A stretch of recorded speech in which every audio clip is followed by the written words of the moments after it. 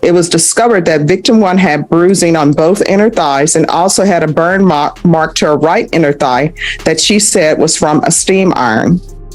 Our court is calling 2022 CR 2717, State of Texas versus Anna Ramirez.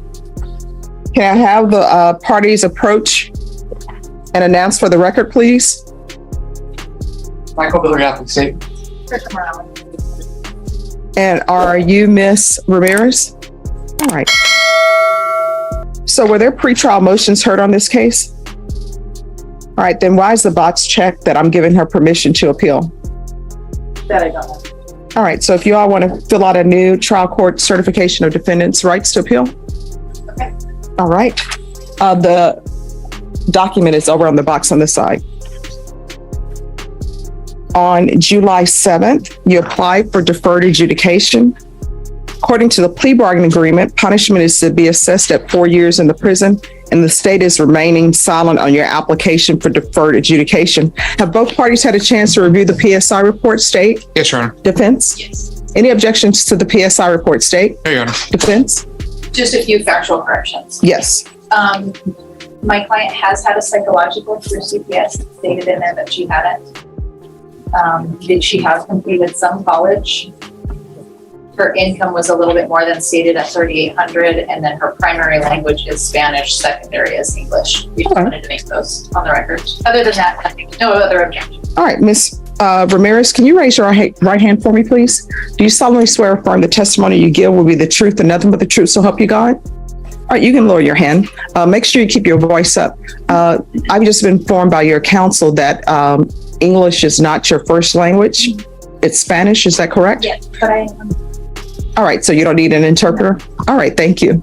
All right, the state is silent, so defense. Your Honor, at this time, we would ask that you grant Ms. Ramirez the deferred adjudication. This courtroom begins calmly, but the allegations instantly make the atmosphere uncomfortable.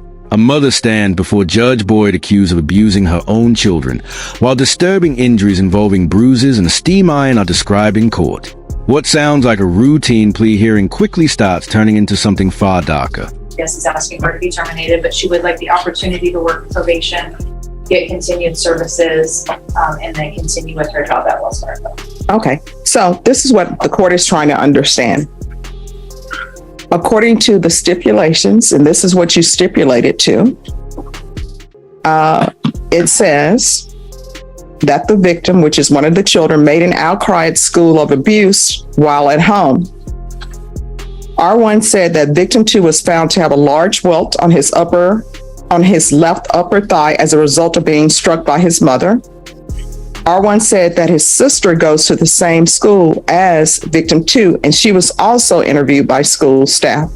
It was discovered that victim 1 had bruising on both inner thighs and also had a burn mark to her right inner thigh that she said was from a steam iron. R1 said that when asked how she was injured, victim 1 said that she fell off her bike. R1 said that victim's injuries were not consistent with falling off a bike. R1 said that victim was asked how she got the burn mark. R1 stated that victim 1 stated that her mother told her to unplug and put away a still hot steam iron, and she accidentally dropped it on her leg, causing the stated burn.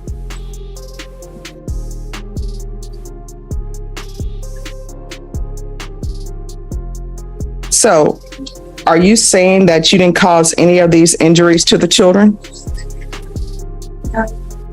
On her thigh, I actually didn't see her fall off her bike. I want to talk about the welt mark from the other child. Ethan? Yes. So on Ethan, when I asked him in front of the caseworker, what were they referring to, all he did was just lift the pants that he had on, and all you saw was notice was the bruise on his lower leg. So are you saying you didn't do it? I didn't strike him with the belt. All right, and then on the PSI report on page 4, it says, Ms. Torres stated Ethan spoke of being in a closet for hours at a time. He feared of what would happen if he came out. Now the defense tries shifting the narrative. Attorneys argue Anna Ramirez has completed counseling, parenting courses, and anger management while fighting to regain custody of her children. They push hard for probation instead of prison, insisting she is trying to rebuild her life before the judge decides whether any of it matters. He stated he was scared, bored, and hungry. He stated some of his siblings would check on him and play with him. He also spoke of a time when his mother choked him off the ground for losing his church book and slapping him. He spoke of being hungry and his mother not feeding him. So if none of this is true, why did you enter a plea? Why not go to a jury trial? Because of communication that we've had with the prison attorney. We created advice and responsibility. No. Do you want a jury trial? We'll give you one today. We have a jury outside. That'll be here at 1:30. You want a jury trial? That's either yes or no. No. All right. Is there anything else from either side? All right.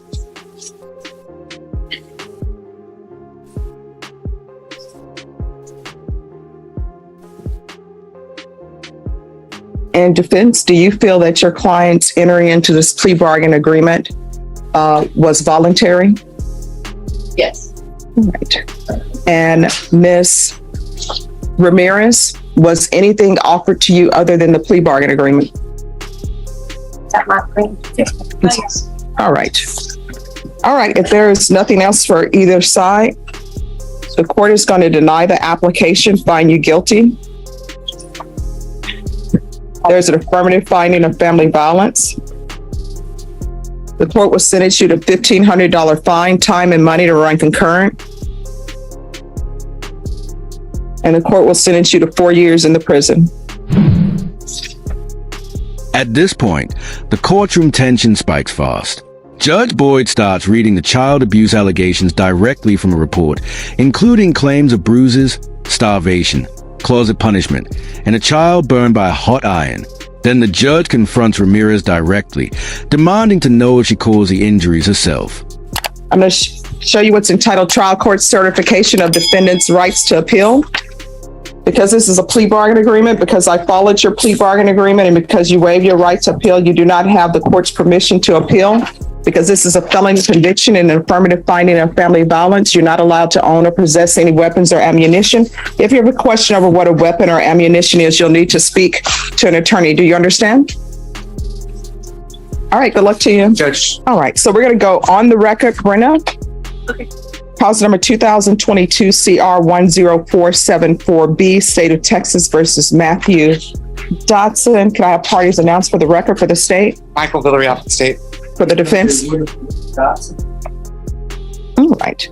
So my understanding is that it's agreed that the defendant is to remain on deferred adjudication. That's correct. All right. And what are you asking with regards to conditions?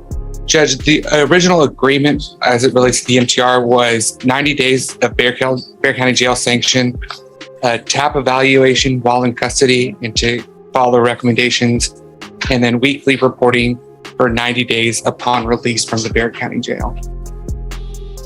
All right. I'm going to do something a little different. So obviously, they want the 90 days in the Bexar County Jail to correct some behavior, I'm assuming.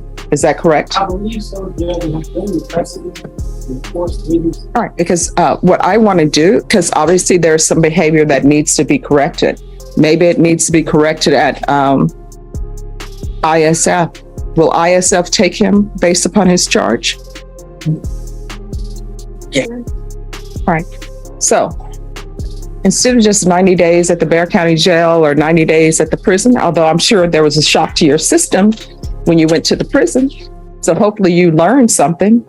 Then the entire hearing takes a brutal turn. After Ramirez appears uncertain about her own guilty plea, Judge Boyd offers her a jury trial on the spot. Seconds later, everything collapses. The judge rejects probation, finds her guilty of family violence, and sentences her to 4 years in prison with no appeal rights left. How old are you? 31. Do you have children? Parents? Mom? Dad? Does your mom love you? Mom in your life? Does your dad love you? Dad in your life?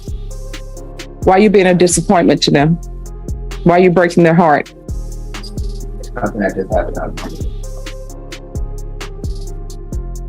I mean, no, here's the thing about wrong roads. Even when you're in the vehicle, I mean, some guys, right?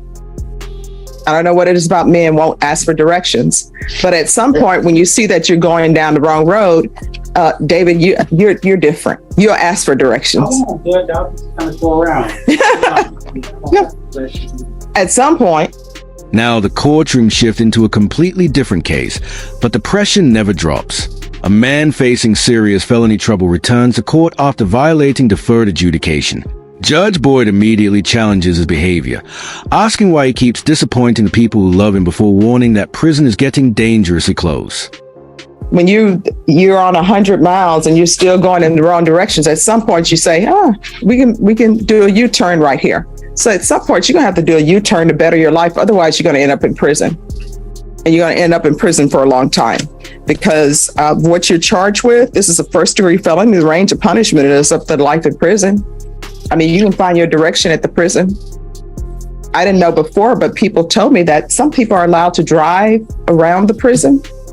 That's from Mr. Cox. I don't know if that's true or not. I never saw it in Shawshank Redemption, but that's what Mr. Cox says.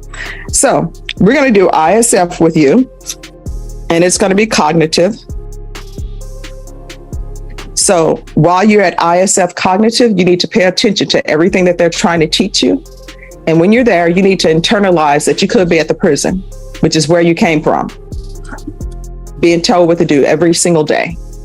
I don't know why people don't realize that you can live in the free world, make your rules within the law.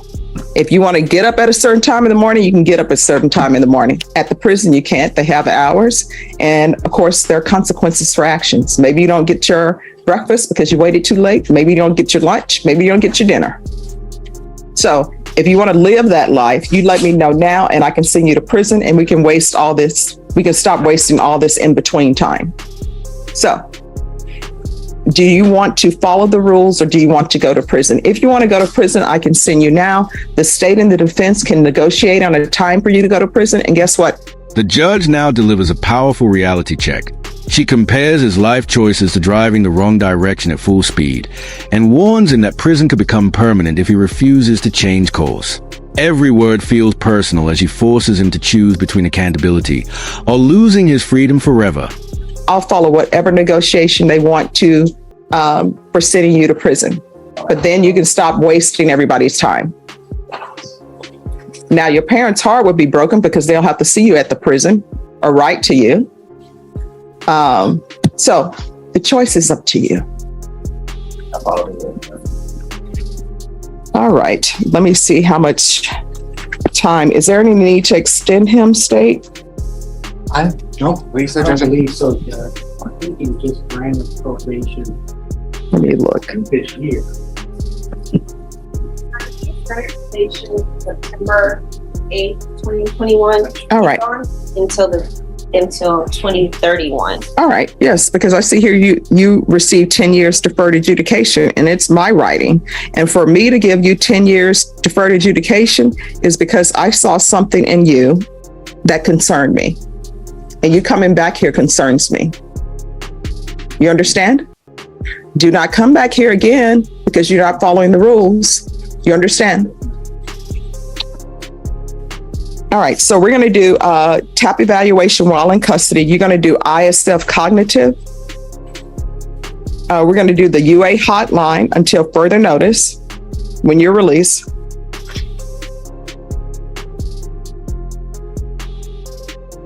I'm going to want field visits 3 times per month, probation, and then and that'll be for 3 months. If he's doing well, then you all can send me a supplemental to let me know, and I'll decide whether or not to take him off that. When you're out from ISF, who are you going to be living with? All right, and does your partner want you there? Are you sure? Sure, you haven't been cut loose? No, ma'am. A dear Matthew letter? No, ma'am, I haven't. Okay. Well, you will be if you don't behave and act like an adult who has common sense. What are you planning on doing with the rest of your life? And I'm going to school for HVAC. That's what I was trying to do. Okay. private education, working with community service, what I was doing. I contacted the court, but the other guys got me on docket, the probation got me on docket, so therefore I kept calling them and it was fine, and I stayed working. Okay. And what's up with the ring on your finger? Usually they don't bring people over. Can that not be removed? Well, it won't come on. Oh. Not really. Oh, you know what? I know your wife. I'm gonna tell her you said that. Well, you know, you can always cut that off. Sure. Do you not want it removed? No, no, I do not. My brother just passed away in November, so this is his ring and I kept it. Oh, okay. All right, that I can understand. All right, State, is there anything else you're requesting?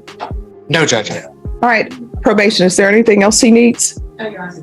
Is there anything else you need from me so that I won't see you again unless you're being released from probation? Well, no, ma'am, but at the same time, when you guys released me, that in September, I had a warrant already right when I came out, which I didn't think I was supposed to be released, but for a live vote for the ticket that I came in for. Okay. Y'all can just make sure that. Well, that's your attorney needs to make sure that ticket is not an issue. All right, so what's going to end up happening is you're going to go back to the Bexar County Jail. You're going to go to ISF. You're going to do your TAP evaluation and probation. If the TAP evaluation recommends inpatient treatment, we're going to start with intensive outpatient treatment if that's what they're recommending. Okay. All right. So if they're recommending inpatient treatment, we'll start with intensive outpatient treatment to see how that goes. All right. Is there anything else from either side? No, thank you. All right. You're welcome. Things become more emotional as Judge Boyd reminds the defendant she once saw potential in him when granting probation years earlier. Now she warns him not to waste that second chance again. The courtroom briefly softens when the discussion turns personal, including his future plans, his family, and the ring connected to his late brother.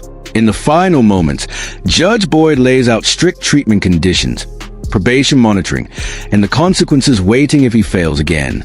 Then the video closes by revisiting the devastating prison sentence handed to Anna Ramirez, emphasizing how quickly one courtroom decision destroyed her freedom, her future, and her family's stability. Like the video, subscribe to the channel, and we'll see you in the next video.